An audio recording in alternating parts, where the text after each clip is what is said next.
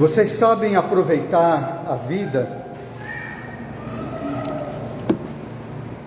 para o mundo, para as pessoas do mundo, como o mundo entende que é aproveitar a vida, é diferente para nós cristãos.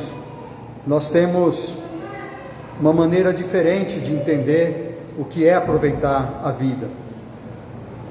E nesse texto de hoje, nós vamos ver uma passagem, uma história, falando de uma pessoa que estava aproveitando a vida, porque essa história se passa num casamento. Vamos ler João capítulo 2, versículos 1 a 11. 3 dias depois, houve um casamento em Caná da Galileia, achando-se ali a mãe de Jesus. Jesus também foi convidado com os seus discípulos para o casamento. Tendo acabado o vinho, a mãe de Jesus lhe disse: eles não têm mais vinho. Mas Jesus lhe disse: mulher, que tenho eu contigo? Ainda não é chegada a minha hora. Então ela falou aos serventes: fazei tudo o que ele vos disser. Estavam ali 6 talhas de pedra, que os judeus usavam para as purificações, e cada uma levava 2 ou 3 metretas. Jesus lhes disse: enchei de água as talhas, e eles as encheram totalmente. Então lhes determinou: tirai agora e levai ao mestre-sala. Eles o fizeram. Tendo o mestre-sala, provado a água transformada em vinho, não sabendo de onde viera, se bem que o sabiam os serventes que haviam tirado a água, chamou o noivo. Ele disse: todos costumam pôr primeiro o bom vinho, e quando já beberam fartamente, servem o inferior. Tu, porém, guardaste o bom vinho até agora. Com este, deu Jesus princípio a seus sinais em Caná da Galileia. Manifestou a sua glória, e seus discípulos creram nele. Vamos orar? Senhor nosso Deus, obrigado pela Tua palavra, obrigado porque nós temos o privilégio de podermos ler em nossa própria língua. Obrigado, Senhor, por nos ajudar, que o Teu Espírito nos ensine a entender, a aplicar as verdades da Tua palavra em nossas vidas. Obrigado, Deus, por todos que estamos aqui, pelos irmãos que também não puderam estar, Tu possas estar com eles. Nós te agradecemos em nome do Senhor Jesus. Amém. Aproveitando bem a vida. Essa história, ela começa dizendo que o que aconteceu aqui, nessa festa de casamento, foi 3 dias depois de Jesus ter conversado com Natanael.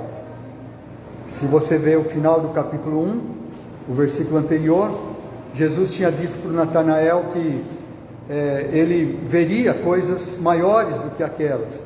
Quando Jesus disse para ele que ele era um verdadeiro israelita em quem não havia dolo. E aí ele perguntou para Jesus: mas como o Senhor me conhece? E Jesus disse: é porque eu te vi quando você estava debaixo da figueira. E a gente comentou que o fato de estar embaixo da figueira é mais ou menos o sentido de uma pessoa que está tranquila, que está na paz, que está vivendo a vida de maneira tranquila. Provavelmente ele estava orando, porque Jesus disse que o viu, e aquilo então fez com que ele acreditasse em Jesus, dizendo que ele realmente era o Messias. Então não sabemos exatamente o que se passou na cabeça do Natanael. Mas aqui então, capítulo 2 começa dizendo que 3 dias depois disto, eles estavam num casamento em Caná da Galileia. Caná da Galileia era a cidade do próprio Natanael. Natanael era desta cidade. A gente vê isso no final do capítulo, lá no final desse livro de João, a gente vê João dizendo isto, que Natanael era desta cidade. Então, ligando uma coisa com a outra, eu fiquei pensando, será que não era o casamento do próprio Natanael? Né? A gente não sabe de quem era esse casamento. Pode ser, muito bem, do Natanael. Será que ele estaria tranquilo 2 anos? Talvez ele estava debaixo da figueira, né, pedindo para um sinal, né? Será que eu devo casar? Aquela história, né? Será que eu caso ou compro uma bicicleta? E Jesus disse que o viu, então estava debaixo da figueira. Mas Natanael era a figura daquele homem que, segundo os princípios bíblicos, sabia aproveitar bem a vida, porque Jesus disse que ele era um verdadeiro israelita, em quem não há dolo.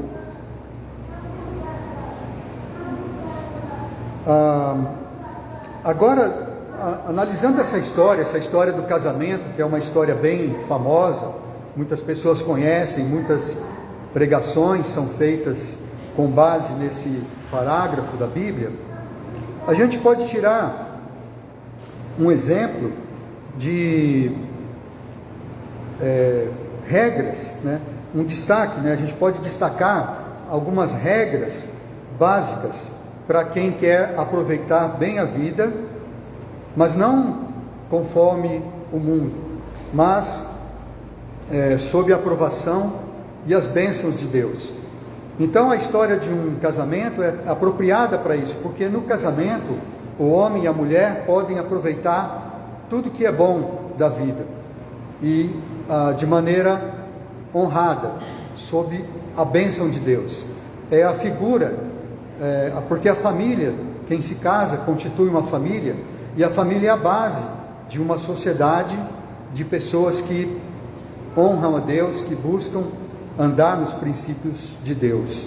Por isso, então, é uma história apropriada para nós descobrirmos aqui algumas regras para aproveitar bem a vida sob a aprovação e as bênçãos de Deus, seja para as pessoas casadas, ou para as pessoas solteiras, ou para qualquer condição em que as pessoas estejam.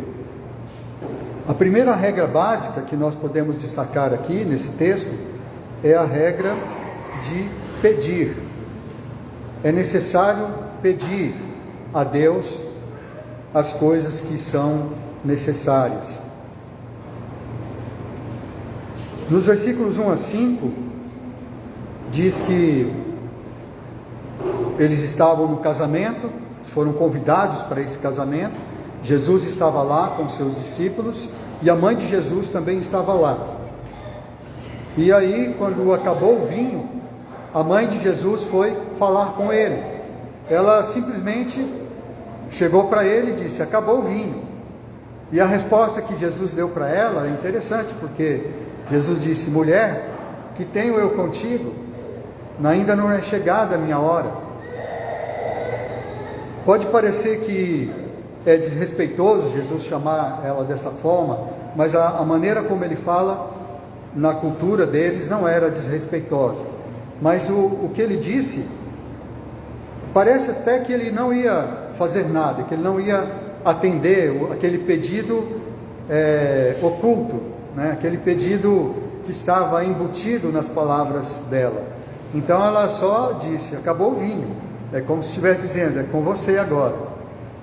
Não sei o que ela estava pensando, não sei o que a mãe de Jesus estava pensando. Talvez ela estava querendo que Jesus fosse com os seus discípulos na primeira adega, na adega mais próxima lá, e comprasse vinho imediatamente. Mas a gente vê que depois, quando ela disse para os serventes: fazei tudo o que ele vos disser, acho que ela já estava esperando que ele fizesse algum milagre. Talvez como se estivesse empurrando ele para olha, a sua oportunidade de mostrar alguma coisa, porque esse realmente foi o primeiro milagre de Jesus. O fato é que ela não hesitou, ela foi e pediu, de certa forma, indiretamente, mas ela pediu para Jesus resolver o problema ali. Ela estava querendo ajudar as pessoas ali que organizavam a festa. Já pensou uma festa, acabar o vinho? Como se a gente estivesse pensando aqui, nós estamos numa festa e de repente acaba o Guaraná, acaba a Coca-Cola, acaba a comida e a festa ainda não acabou, então as pessoas iam ficar desapontadas. Quem sabe até a mãe de Jesus fazia parte da equipe ali que organizava a festa. Isso também é possível. Então, o fato é que ela pediu, e essa é uma regra básica para que nós saibamos aproveitar bem a vida. Se nós temos uma necessidade, se nós passamos por um momento de dificuldade, nós podemos e devemos pedir a Deus por nossas necessidades. A Bíblia nos ensina isso.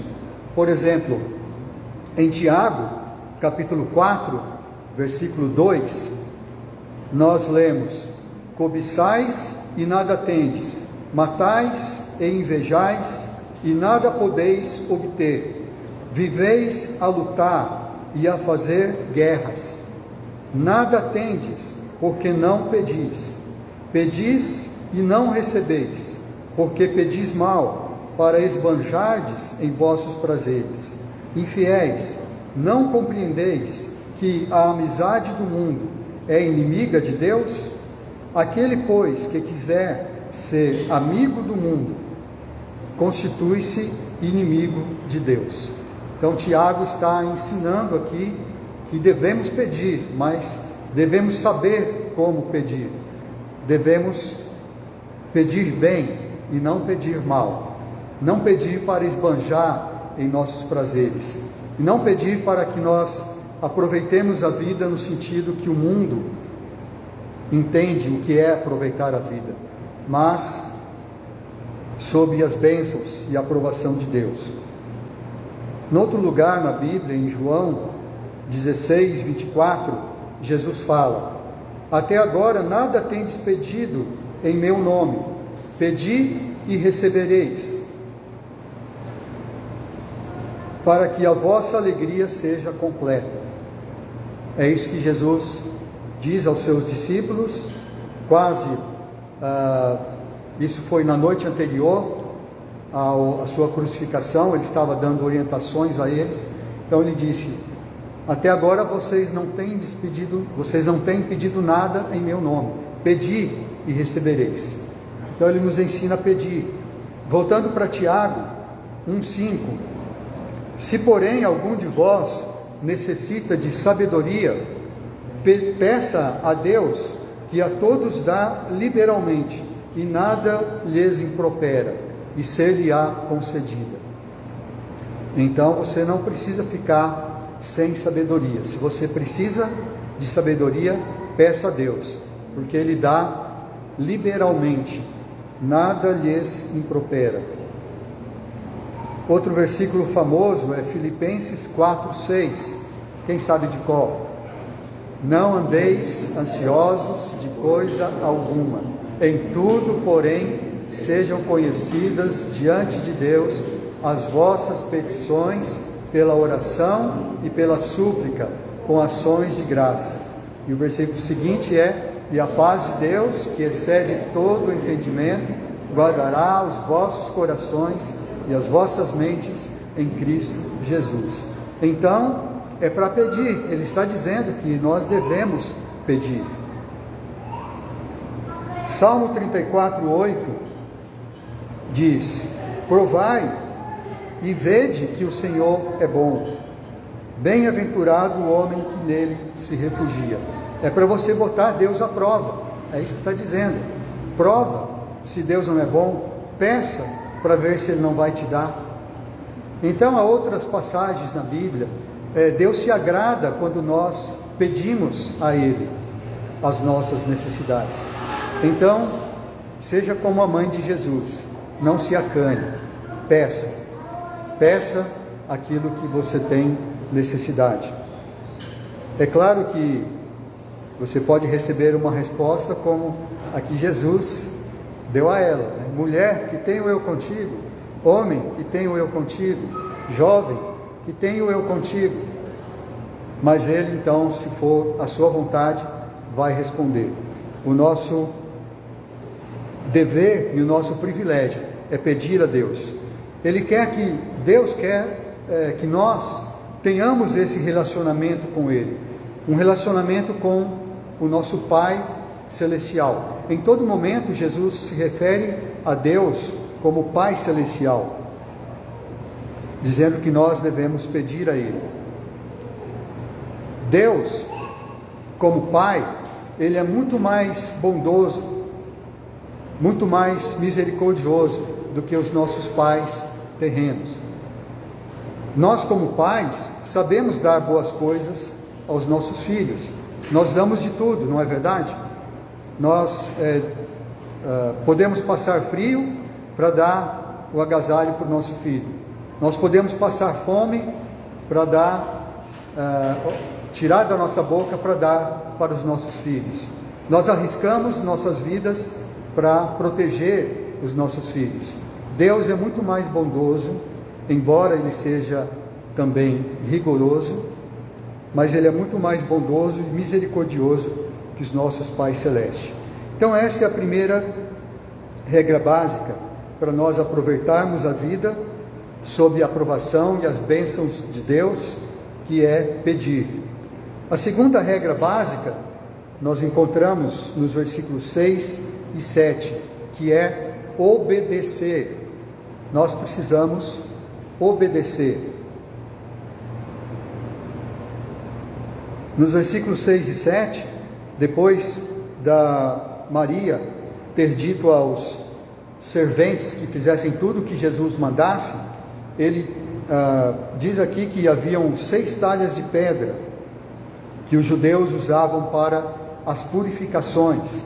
Então eles tinham aquelas talhas de pedra que eles deixavam água para eles fazerem cerimônias, faziam várias cerimônias de purificações. Eles sempre se lavavam antes das refeições. Em vários momentos eles tinham aquelas cerimônias ali que eles faziam com a água. Então eles usavam para aquilo. Mas Jesus disse para eles: enchem aquelas talhas feitas de pedra, enche de água. Aqui diz que elas cabiam nelas 2 ou 3 metretas. Se a gente fosse traduzir para uma linguagem atual, para a medida que nós entendemos, existe muita variação de entendimento sobre essa medida, mas a gente pode dizer que varia. Essa medida que ele disse aqui seria entre 60 até, aliás, entre 40 até 120 litros, mais ou menos. Então imagina um barril ou aquele galão, aquele latão de 100 litros, né? Mais ou menos aquele tanto de água que cabia ali em cada talha daquela ali. Havia 6 daquelas talhas. Então ele pediu para encherem de água e eles, é claro, obedeceram, encheram totalmente até a boca. E aí Jesus disse então para eles: agora tira, né? Provavelmente para eles tirarem uma prova, pegar ali com a canequinha e levar para o mestre-sala para ele experimentar. Quando eles levaram para o mestre-sala, quando chegaram lá, não era mais água, já era o vinho. Então, é claro que eles tinham que obedecer, porque se eles não fizessem o que Jesus mandou, não haveria milagre, né? Se eles falassem: não, você está doido, nós precisamos de vinho, né? O que você quer que enche essas águas? Essas talhas aqui são para cerimônia de purificação, o que você está querendo, né? Provavelmente não ia acontecer o milagre. Então, obedecer é uma das regras básicas. Então salvou o casamento ali, esse ato de obediência. Fazer tudo o que Jesus ordenar. Então esta que é a segunda regra básica para aproveitar bem a vida, sob as bênçãos e a proteção de Deus. Obedecer Jesus, obedecer tudo que Jesus mandar, pode parecer difícil, mas não é difícil. Até mesmo a lei do Antigo Testamento não era difícil. Moisés, quando ele proclamou a lei ao povo, ele disse, lá em Deuteronômio 30:11, porque este mandamento que hoje te ordeno não é demasiado difícil, nem está longe de ti. Então aí ele diz, até uma citação de Paulo, não está no céu para que você pergunte quem vai ao céu para buscar, não está no abismo para que você diga quem vai descer lá no abismo para buscar, mas ele está perto, está no seu coração e na sua boca. Então Paulo fala sobre isso lá em Romanos 10, versículos 9 e 10, e aí é que ele diz também, aquele versículo que nós costumamos decorar, se com a tua boca confessares a Jesus como Senhor, e em teu coração creres que Deus o ressuscitou dentre os mortos, será salvo, porque com o coração se crê para a justiça, com a boca se confessa a respeito da salvação. Então não é difícil, nem no Antigo Testamento não era difícil. E João, na primeira carta que ele escreve, na primeira carta geral de João, ele diz, porque em 1 João 5:3, porque este é o amor de Deus, que guardemos os seus mandamentos. Ora, os seus mandamentos não são penosos. Os mandamentos de Deus não são penosos. Em Mateus 11, 29 e 30, Jesus diz, tomai sobre vós o meu jugo e aprendei de mim, porque sou manso e humilde de coração, e achareis descanso para a vossa alma, porque o meu jugo é suave e o meu fardo é leve. Então obedecer tudo que Jesus mandar não é difícil. Mas o que é que ele manda? Quais são os mandamentos de Jesus que nós devemos guardar? A gente pode dizer que tanto no Antigo Testamento quanto no Novo Testamento, o que Deus manda, o que Jesus manda, os mandamentos de Deus, eles podem ser resumidos ou sintetizados em apenas 2 mandamentos. Vocês se lembram quais são? Amarás o Senhor teu Deus de todo o teu coração, de toda a tua alma, com todas as tuas forças e de todo o teu entendimento. É o famoso café, né? Amar a Deus, café, coração, alma, força, entendimento. E amar o teu próximo como a ti mesmo. Então esses são os 2 principais mandamentos que sintetizam tudo que nós devemos guardar. Esse versículo está lá em Lucas 10, 27, um dos lugares onde está esse versículo resumindo os mandamentos de Deus. Então, sabendo que é nossa obrigação seguir esses mandamentos, nós podemos conhecer a Bíblia e tirar dali alguns princípios que vão nos ajudar a cumprir esses mandamentos. Então, o mandamento é esse: amar a Deus sobre todas as coisas, com toda a nossa força, todo o nosso entendimento, toda a nossa alma, e amar o próximo como a nós mesmos. Então, existem conselhos bíblicos, por exemplo, em Colossenses capítulo 3, vou ler alguns versículos aqui, de Colossenses 3, versículo 5, diz assim: fazei, pois, morrer a vossa natureza terrena, prostituição, impureza, paixão lasciva, desejo maligno e a avareza, que é idolatria.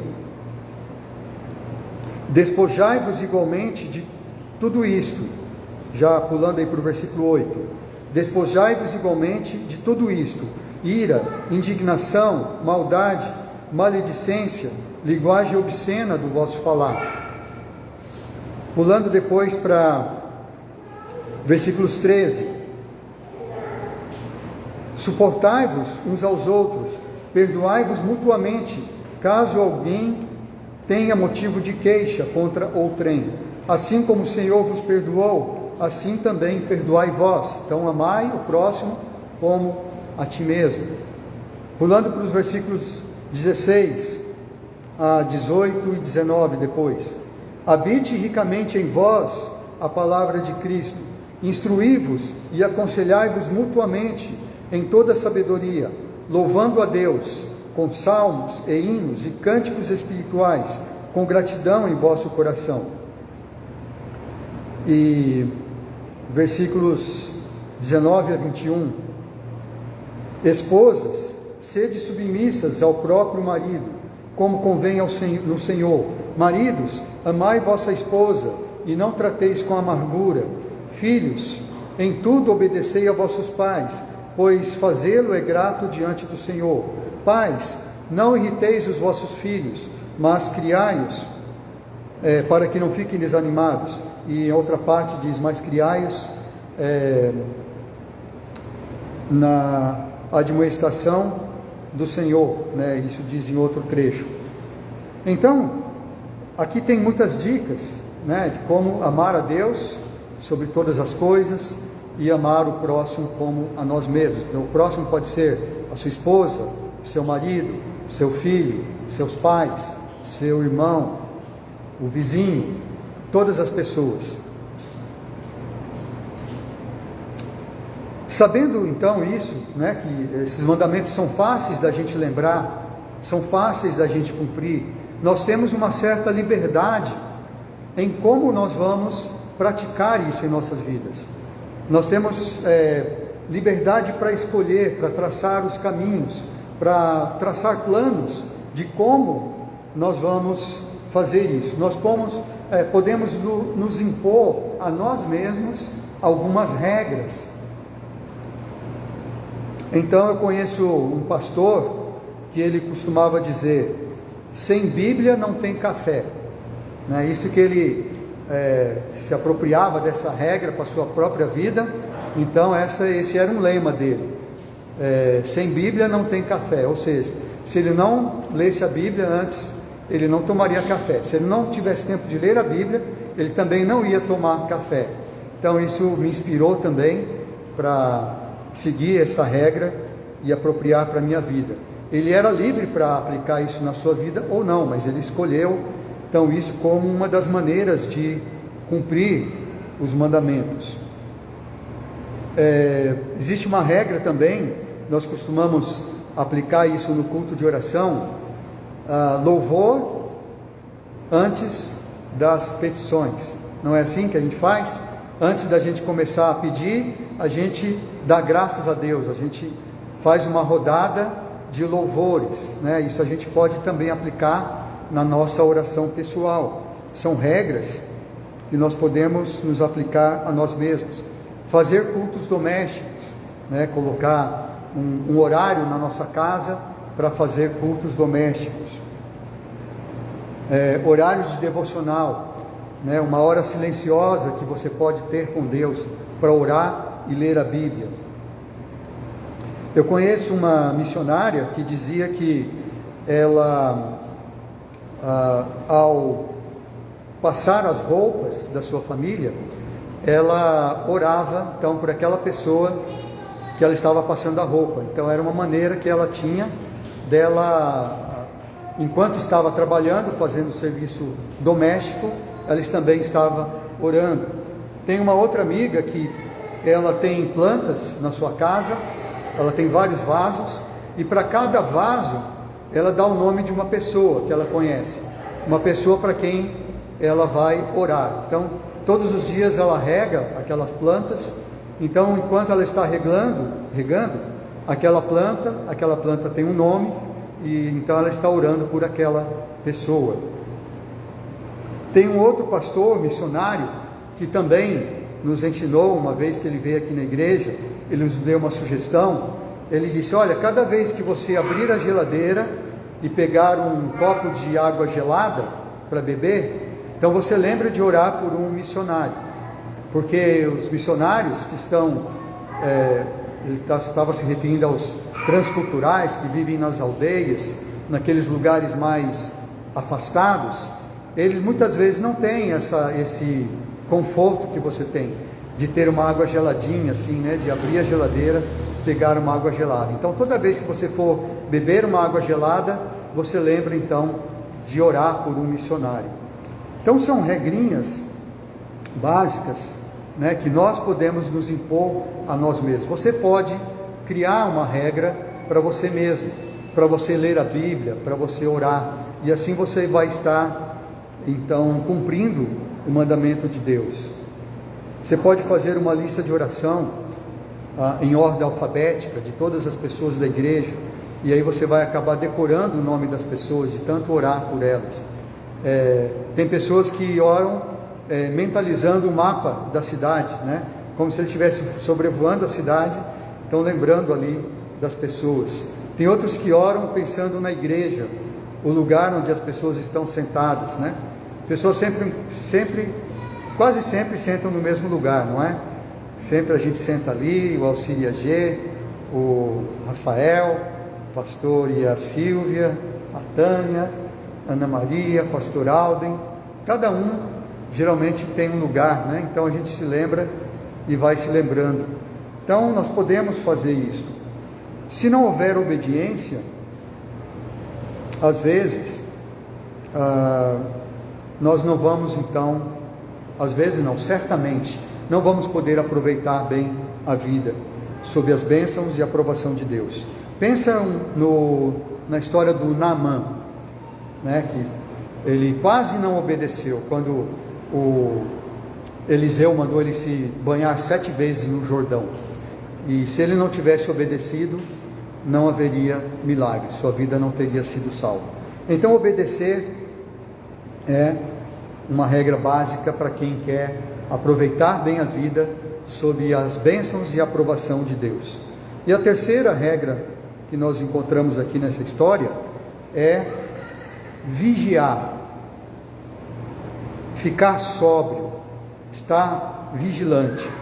Por que eu digo isso? Porque nos versículos 9 a 11, nós vemos que o mestre Sala, ao provar a água transformada em vinho, ele não sabia de onde vinha, ele não sabia que vinha daquelas talhas de água que foram cheias de água, mas os serventes sabiam.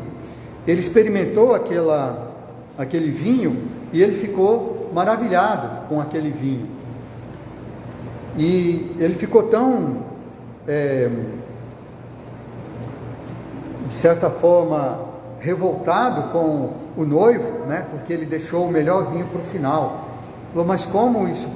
Normalmente não é assim, né? Ele chamou o noivo e falou com ele, protestou, disse: olha, eu vou te dar um puxão de orelha aqui, porque normalmente as pessoas deixam um bom vinho, servem um bom vinho no começo, enquanto as pessoas estão sóbrias, porque depois que as pessoas se embriagam, aí tanto faz, você pode dar qualquer tipo de vinho ali, pode ser até vinagre, e as pessoas não vão mais notar, porque elas já estão embriagadas.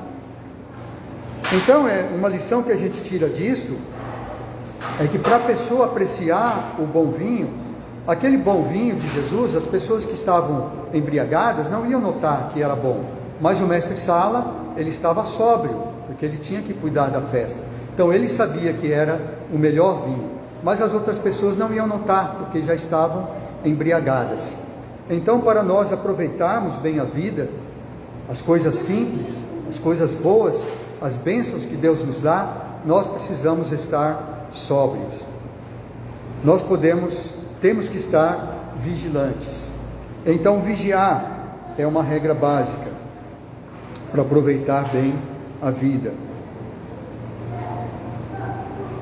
De forma semelhante, as pessoas que estavam embriagadas, naquela festa, também as pessoas no mundo se embriagam com as fascinações que o mundo oferece, as fascinações das riquezas, as fascinações das coisas boas que o mundo oferece.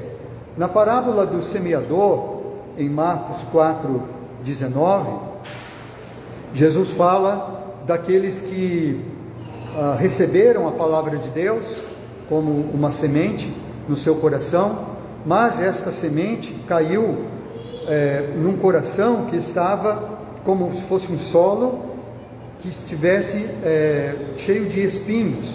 Então, como uma semente que caiu entre os espinhos. E quando a semente cresce, quando a planta cresce, os espinhos a sufocam. E Jesus disse que esses espinhos são como os cuidados do mundo, a fascinação da riqueza e as demais ambições. Então, se nós estivermos embriagados ou fascinados com as riquezas, com os cuidados do mundo, nós não poderemos aproveitar as bênçãos de Deus, as coisas simples que Ele nos dá. E também em Efésios 5:18, ele nos diz: não vos embriagueis com o vinho, no qual há dissolução, mas enchei-vos do Espírito. Então, em vez de se embriagar com vinho, encher-se do Espírito, ou seja, vigiar, manter-se sóbrio. Você costuma parar de vez em quando para contemplar as coisas boas que Deus nos dá? A natureza. De vez em quando a gente sai para um passeio, a gente até esquece de olhar para cima. Nossa vida parece tão corrida, estamos sempre correndo para lá e para cá, nós esquecemos de olhar para o céu, ver as estrelas, ver a lua, ver o céu, né? As nuvens. Quando eu era mais jovem, quando eu era criança especificamente, eu gostava de ficar deitado, olhar para cima e ficar vendo formas nas nuvens. Então, coelhinhos, né? E ursos, né? E coisas assim. Hã? Então, é bom, não é? E eu fico pensando, quanto tempo faz que eu não faço isso, né? Que eu não fico olhando para o céu, olhando as coisas. Quando se aproxima uma tempestade, a gente fica com medo, mas a gente parece que quando está chovendo, aquela chuva mansa caindo, a gente fica olhando pela janela, a gente fica meio nostálgico, não é verdade? É uma coisa interessante e às vezes a gente se esquece disso. Eu gosto muito do Salmo 19, que fala: os céus proclamam a glória de Deus e o firmamento anuncia as obras de suas mãos. Um dia discursa a outro dia, e uma noite revela conhecimento a outra noite. Não há linguagem, nem há palavras, e deles não se ouve nenhum som. No entanto, por toda a terra se faz ouvir a sua voz, e as suas palavras até os confins do mundo. Aí pôs uma tenda para o sol, o qual, como noivo que sai dos seus aposentos, se regozija como herói a percorrer o seu caminho. Principia numa extremidade dos céus, e até a outra vai o seu percurso, e nada refoge ao seu calor.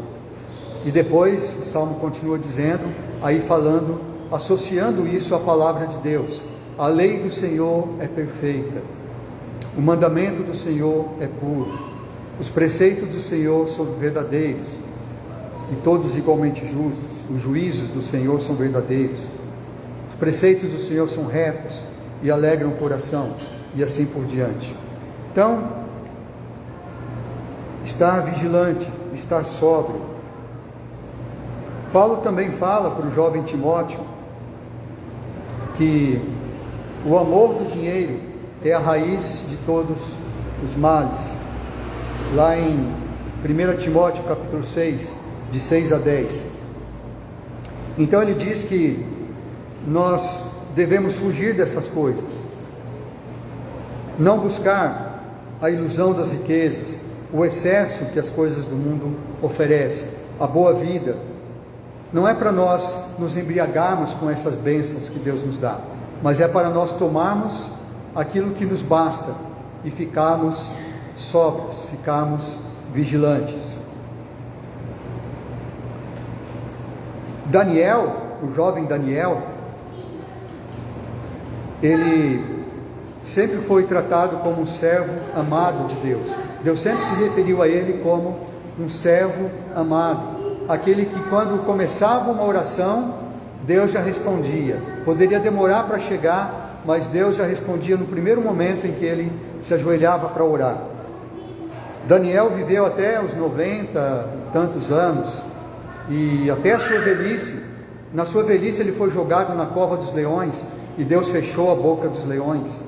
Mas Daniel, desde jovem, desde os 16, 17 anos, ele já começou procurando não se contaminar com as finas iguarias do rei. Se ele não tivesse esta sobriedade, se ele não fosse vigilante quanto à sua própria vida, sua própria pureza para com Deus, desde a sua juventude, quando ele tinha a oportunidade de comer, de aproveitar todas as finas iguarias do rei, então a mesma comida que o rei comia, o rei Nabucodonosor, o rei dos reis, como ele se chamava, as mesmas iguarias ele podia aproveitar, mas ele disse: não vou me contaminar com as finas iguarias do rei. Vigiar. Então esta é uma regra básica para quem quer aproveitar bem a vida, sob as bênçãos e a aprovação de Deus. Então, irmãos, sigamos este caminho. Vamos sempre pedir a Deus por nossas necessidades. Vamos ser obedientes, fazer tudo que Deus mandar, tudo que Jesus mandar. E vamos ser vigilantes, vamos vigiar. Não vamos nos embriagar, mas vamos estar sempre vigilantes para nós podermos aproveitar bem as bênçãos, as maravilhosas bênçãos de Deus em nossas vidas. Pedir, obedecer e vigiar. Amém? Obrigado.